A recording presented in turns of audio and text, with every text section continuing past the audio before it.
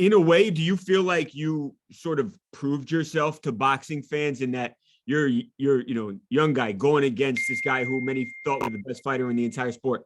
Do you feel like in ways you actually showed like, hey man, I'm literally one of the best fighters in the world, and I just proved it if you didn't believe me before?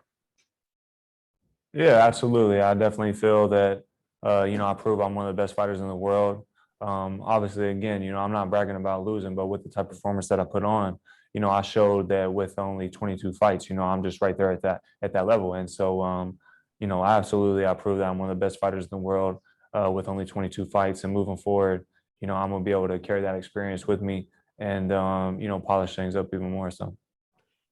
Talk to me about Anthony. I've heard you talk about him. I think you said he was jealous of, some of the attention and all that you get. Do you think that he is sort of jealous of your fame and how you are sort of one of the it guys in the sport right now?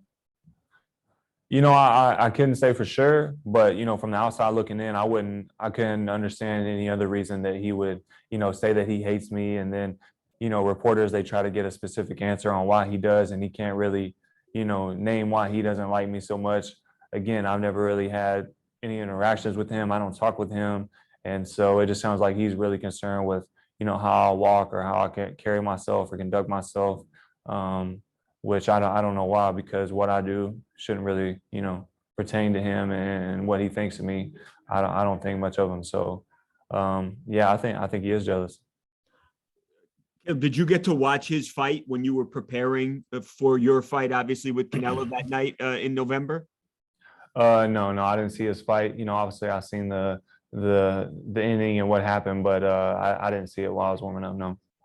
How about his power? Is that something that concerns you, or is what it is? No, I'm sure he don't hit no harder. He don't hit harder than Canelo. So, I've been facing guys who hit hard. All the guys, almost everybody hits hard at the super middleweight division. And so, no, I'm not concerned with his power, his skills, or really anything that he brings to the table. I know people have tried to get you looking ahead. Do you have a name in mind when you get that win? Do you have a name in mind, someone you might call out, and whether Charlo, Benavidez, whatever? Do you have somebody in mind, Caleb? And will there be a call out?